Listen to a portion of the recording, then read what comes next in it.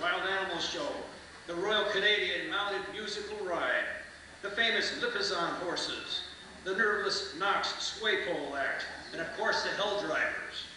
Old-timers will remember Lucky Teeter and Irish Foran. Those of us of a slightly younger vintage remember Joey Chitwood, Jack Kochman, King Kobaz, and Connolly's Hurricane Hell Drivers. Many more shows were featured over the run of the fair.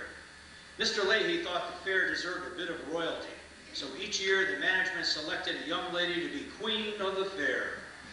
Sometimes these were Miss Connecticut or Miss Danbury pageant winners, and sometimes they were kids from the Danbury area.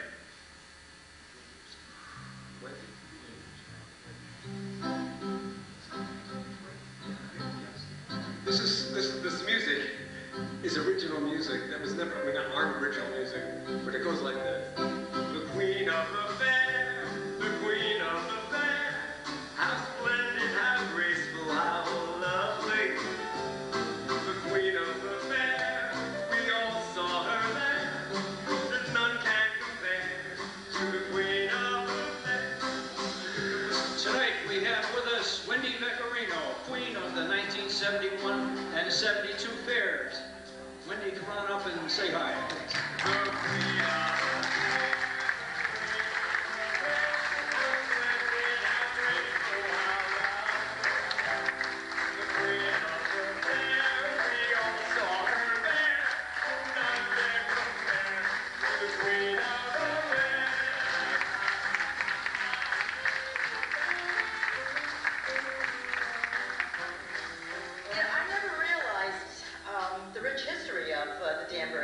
So I feel like just a little ornament that's on this little branch of it, and I'm kind of proud in a way. Now, thank you, Billy. Yeah, but it's funny because when they were going through the time table, I can remember 1955 being taken by my mother, my father, and my brother. I was 5, and my mother had me in this crinoline dress that stood out like this far, and every time you walked, swish, swish, swish, swish, swish. But my mother was in her stilettos, her heel, you know, her dress, her hat, her gloves, and I had little gloves and a hat too. And then I'm thinking about when in the 60s, how cool it was because we wore cut-off jeans and tie-dyes, and I was just talking to Terry Bazate about it. We were having the best time instead of being swishing around in crinoline. And there's just such wonderful things. But I want to know, how many times can Danbury burn? I mean, we burned in the Revolutionary War, and they talk about the Chicago fire? Come on, hey, let's talk about us. We were kind of hot. Who would have thought, you know? So, and then the other thing, too, was Ona May, you mentioned Ona May. I was a tapper with Ona May. And we had to go and do a performance a couple times at the, what was it called again? The Gold Town. Yeah, Gold Town. Theater, yep. Well, this is what I remember. I'm coming out doing the number, and I'm like the last person, and you have to push like that. Well, I pushed so hard that I knocked down this thing that was, and it came right down, almost hit every one of us. And we just kept on dancing. You know, hey, the show never ends. So I want to thank Billy. He kind of corralled me at a wedding. He was officiating at a wedding. And The belly dancer's wedding. I know, the belly dancer. She was so cute. We were having the best time. We were all there dancing away. And I'm kind of glad you did ask me. So, you know, I hope everyone has fond memories like I do of the Danbury Fair. Oh, one other thing. I bought my first puppy there. It was in the sheep, with the sheep, and there was a little litter, and there were these cute little puppies, and I said, oh, I want one. For 20 bucks, I bought a puppy. Now it costs like 20,000 to buy that kind of dog, but it's like, it was just such fun. Oh, the sausage and pepper grinders. How many love them? Come on, how many love them? I know. I was crazy about it. My friends and I couldn't get enough of them. And then I can remember when the governor came, never liked many of them. But when the governors came, I had to go and stand next to them. And then, what else? I don't know, I have a lot of memories. They rush in and they rush out, but enjoy the rest of the show. God, you guys are doing a great job.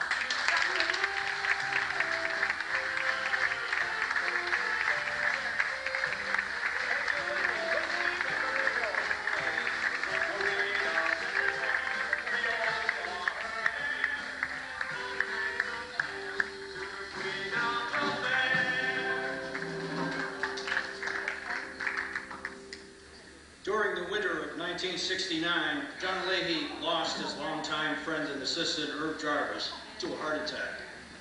Coincidentally, that year was the celebration of the Danbury Fair's 100th year. John enlisted his fuel company business manager Fred Fern and myself to help bring it off. Although Fred was familiar with the financial end of the fair business, and I had worked on the maintenance crew during school summers, we were novices in the fair business. But Mr. Leahy, who was then 74 years old, had to get help where he could find it. The same summer, the Danbury Airport Commission attempted to use eminent domain to extend the main airport runway over our main parking lot. This, of course, would have destroyed the fair. Petitions signed by thousands of people were sent to the governor, and the plan was scuttled. We had a lot on our plate, but we were quick studies, learned a lot about the fair business, and fulfilled the expectations for the centennial celebration. Fully educated, John, Fred, and myself continued to see the fair succeed. Crowds grew. Fair Week was extended to 10 days to include Columbus Day. The auto races continued to grow in popularity. We added craft shows and antique shows. Sadly, by 1974, John Leahy became incapacitated by illness and no longer could participate in the operation of the fair. He passed away in 1975, to great sadness in the Danbury community. Well, this song here is more about the vagaries of the 70s than anything else. A long, long time ago, I can still remember how the music made me smile. I knew if I had a chance that I could make those people dance and maybe make them happy for a while. But February made me shiver with each paper I deliver. Bad news at your doorstep. I couldn't take one more step. And I remember how I cried when I read about his widowed bride. But something touched me deep inside the day the music died. And they were singing bye, bye, Miss American Pie. Drove my Chevy to the levee, but the levee was dry. And good old boys were drinking whiskey and rye, singing this'll be the day that I die. Oh, this'll be the day that I die. Hey, bye, bye, Miss American Pie. Drove my Chevy to the levee, but the levee was dry. And good old boys were drinking whiskey and rye, singing this'll be the day that I die. American Pie!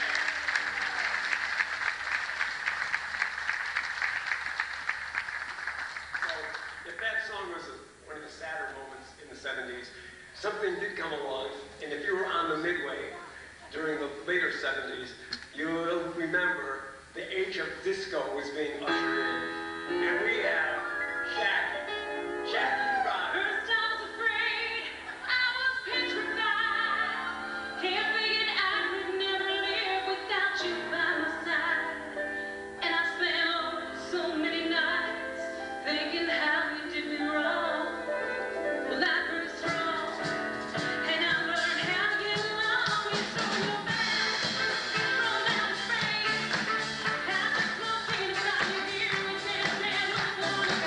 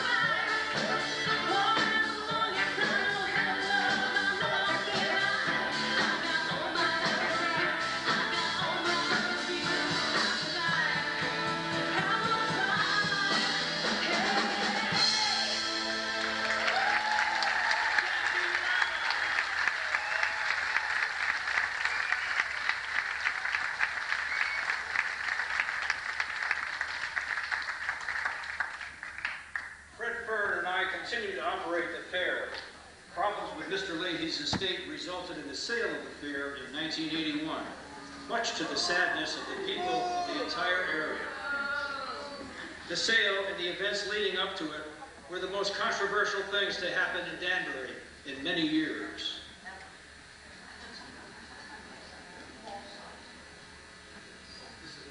We're going to bring up Anthony Nazzaro.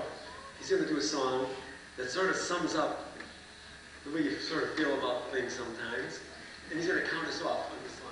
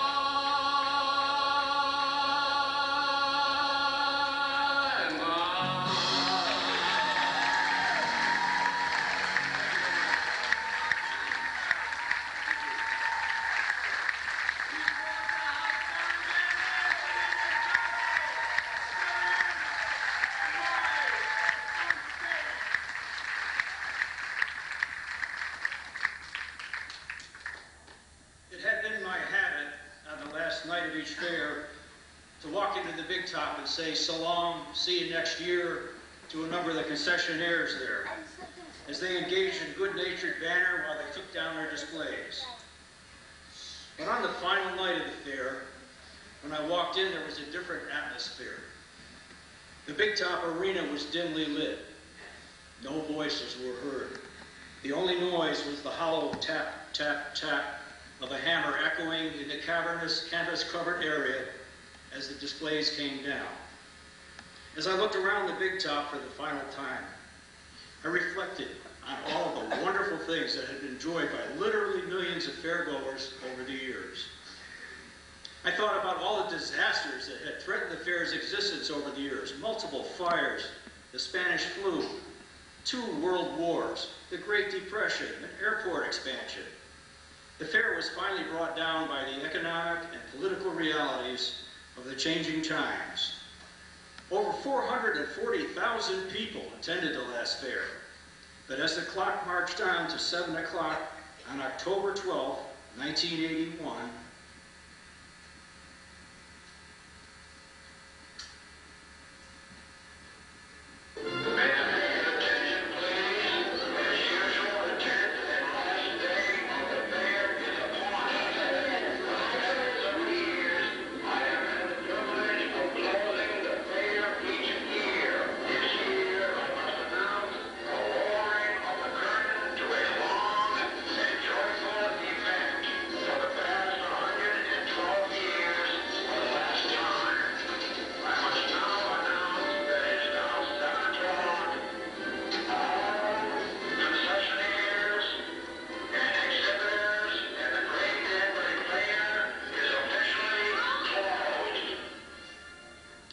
suddenly, the 112-year run of the great Danbury State Fair was over.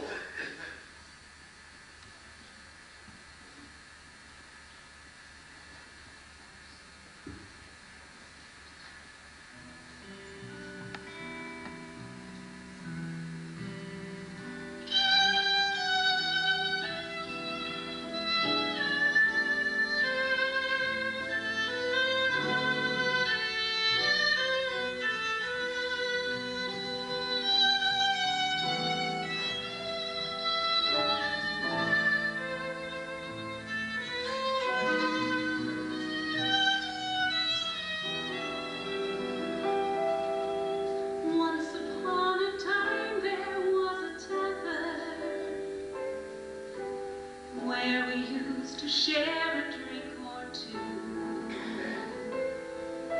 Remember how we laughed away the hours, thinking of all the great things we would do. Those were the days, my friend, we thought they'd never end. We'd sing and dance forever and a day. We'd live the life we chose.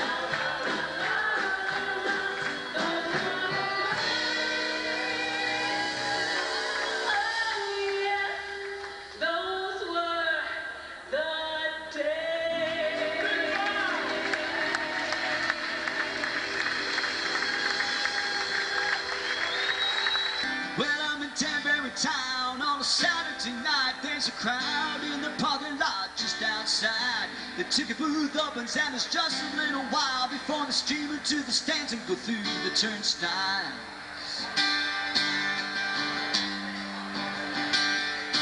I can smell the fried dough in the evening air. The drivers in the pits are making final repairs. Fans are thumbing through the Race Arena Revue, checking out the cars and the drivers and the crashes too.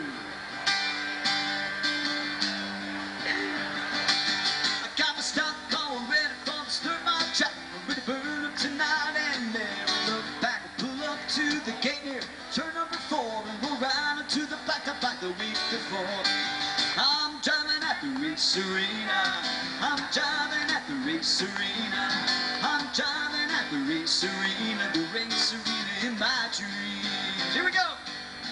Paul Baker's on the PA, welcoming the fans. We proceed around the track and go by the bandstand. 10 hour waves in yellow as they all get placed. Another lap around the track and then we're ready to race. The crowds up to the feet as the green flag flies. Put the pedal to the metal and I'm modified. Kicking up the dust in the 10-lap heat. The Joy and Webb and Stockwell are the ones to beat. I'm driving at the Race Arena. I'm driving at the Race Arena. I'm driving at the Race Arena, the Race Arena in my dreams. We fly around the track just as fast as we can. Put on a wild show for the snarl of fans. Sometimes a little dirty, but most times clean. It's the best kind of racing you've ever seen. The roar of the engines thunders through the night as we jockey for position under the bright lights. Round and turn 1 and 2 and then 3 and 4. Small block feet screaming before on the floor. I'm driving at the Race Arena. I'm driving at the Race Arena. I'm driving at the Race Arena, the Race Arena in my dreams.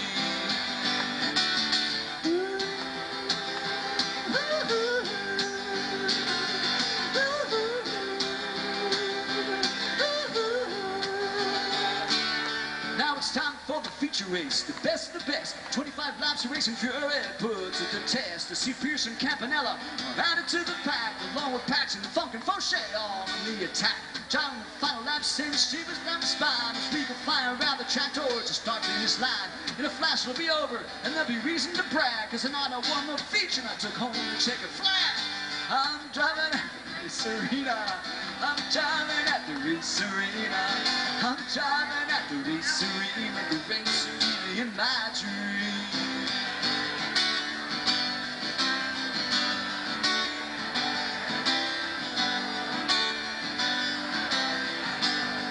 Now all of a sudden I awake and find that it was just a dream. The roar of the crowds and those shining machines. Cause the Race Arena's gone and it was loved by all. And now all we got is a stinking mall.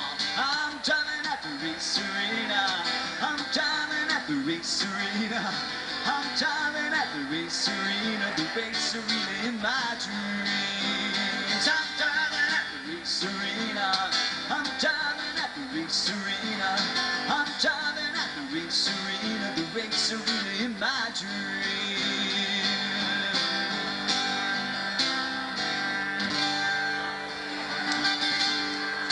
Thanks, folks. I'm going to take a little break. Got some ceremonies coming up next, and I will be back a little bit later as soon as I dry off.